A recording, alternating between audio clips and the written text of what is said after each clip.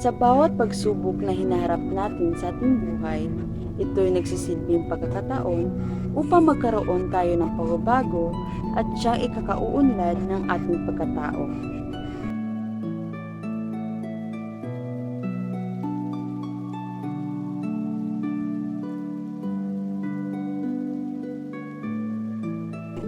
Ang linyang ito ni Matadang Pare sa ika-8 kabanata ng Noli Me Tangere ay tila negatibo sa unang tingin.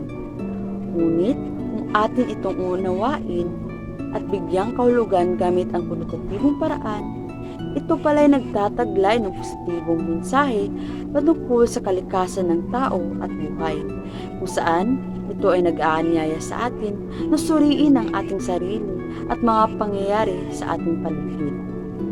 Sa pagtatahak natin ng ating sariling landas sa mundong ito, may mga panahon talagang makakasugapo o makakatagpo tayo ng mga hamon at paghihirap sa ating buhay. Tulad na lamang na pagkawala ng isang mahal sa buhay, pagkawala ng trabaho, paghihirap sa pinansyal, problema sa pamilya o paaralan, at maging yung hindi natin inaasam na kaguluhan at pagtatalo sa pagitan ng ating kapwa-tao.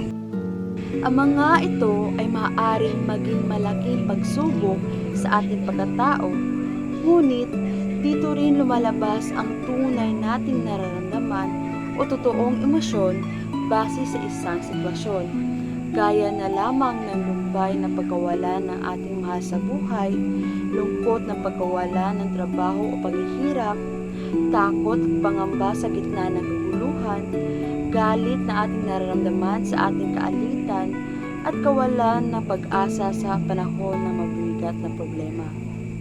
Gayunpaman, sa halip na hayaan nating sirain tayo ng mga pagsubok na ito, maaari natin itong gamitin bilang pagkakataon hindi lamang upang makilala ang ating sarili, kundi upang maging mas malakas, matatag at umunlad ang ating pagkatao bilang isang individual.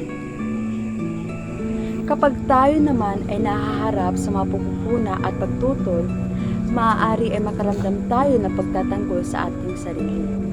Ngunit kung pag-aralan natin ang mga kritisismong ito na may bukas na kaisipan, maaari natin matuklasan ang makatotohanan sa ating sarili na hindi natin nais aminin. Ang mga kahinaan at pagkakamaling ito ay hindi dapat maging dahilan upang tayo ay pagkahinaan ng loob o mawala ng pag-asa.